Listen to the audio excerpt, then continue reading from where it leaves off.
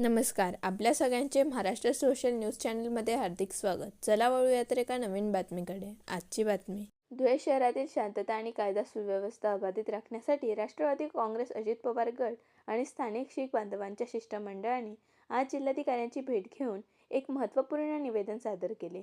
धुळे येथील गुरुद्वारा परिसरात अलीकडे बाहेरून मोठ्या संख्येने शस्त्रधारी निहंग सिंग दाखल झाल्याने स्थानिकांमध्ये भीतीचे वातावरण निर्माण झाले आहे. या शस्त्रधारी जमावामुळे गुरुद्वारा व्यवस्थापनावर अवांछित ताबा मिळवण्याचा प्रयत्न होऊ शकतो किंवा शहराचा सामाजिक सलोखा बिघडू शकतो, अशी गंभीर चिंता या निवेदनातून व्यक्त करण्यात आली आहे. धुळे शहरातील सुप्रसिद्ध अशा गुरुद्वारातील संत श्री धीरजसिंह बाबा यांच्या हत्येप्रकरणी आणि उद्या तिथे ओघ घातलेल्या अर्धासा समाई बेकायदेशीर सत्ता बाबांची जी गादी असतात ते करण्याचा प्रयत्न तिथे होऊ शकतो.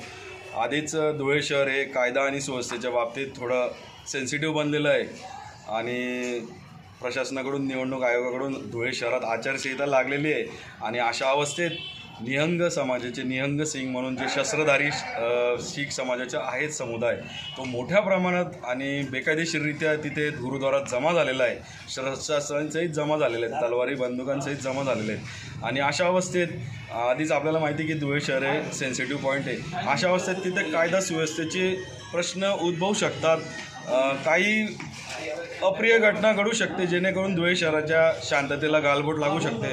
म्हणून आम्ही सन्माननीय कलेक्टर मॅडमांना निवेदन देण्यासाठी आलो होतो शांततेप्रिय नागरिकांकडून. शीख संघटचे लोक आणि मी शांत समिती सदस्य म्हणून इथे आलेलो होतो आणि निवेदन दिलं आम्ही की तिथे 144 धारा आपण लागू करण्यासाठी सन्माननीय SP साहेबांना आदेश करावेत, जेणेकरून कुठली अप्रिय घटना तिथे व्हायला नको. काही ज्या शक्ती आहेत, ज्यांनी बाबांचाच हत्येचा डाव रचलेला आहे, त्याच शक्ती तिथे त्या गादी हत्याण्यासाठी प्रयत्न करणार आहेत आणि जो मारेकरी उमेश माळोदे, त्या उमेश माळोदेच्या मागचा मास्टर माइंड कोण आहे हे न शोधता त्या गादीचं हस्तांतर करण्यासाठी कसली घाई चालू आहे, आज आम्हाला एक सामान्य नागरिकांना प्रश्न पडलेला आहे. SIT फक्त नावापुरती असं आम्हाला वाटतंय. SITच्या ऐवजी CID चौकशी व्हावी ही मागणी आम्ही उद्या गृहमंत्र्यांना भेटून करणार आहोत आणि सर्व पत्रकार बांधवांनी या गोष्टीची जास्तीत जास्त प्रचार प्रसार करावा आणि दखल घ्यावी हे मी माझ्या सर्व पत्रकार बांधवांना आवाहन आणि नम्र विनंती करतो. धन्यवाद.